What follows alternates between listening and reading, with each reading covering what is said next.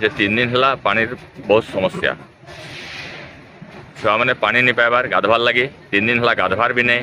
मोर ना हो छबिल मंदिरा मोर घर हो डाहिमाल मुई एक्स प्रेसिडेंट माने केजीबी डाहिमार थिले 3टा छुआ मैंने धारणा दीछन राति इटा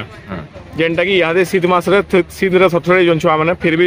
बसी करी न तार धारणा दुजन काना कहबाई चाहबे आमे जानवा के पाइलो जे 3 दिन है पानी बहुत समस्या छुआ मैंने पानी नहीं पाइबार गाधवार लगे 3 दिन है गाधवार भी नहीं से लगे से धारणा बसछन। तो आम जो जानलु आसनु पचरानु छुआ मन के से माने बोले आम 3 दिन है गाधवार भी नहीं अरे माने लैट्रिन जीवार लगे भी पानी नहीं न से लगे से धारणा बसछन। संपूर्ण सबुदिन लगे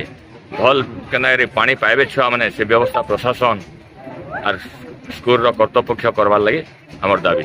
इटा केते दिन हला माने पानी पाइबार 3 दिन हला 3 दिन हला पानी पाइबार इधर बाबद रे अपन बीओ के जणे छन। हां बीओ के तो हमें एबे फोन करी कहितली मई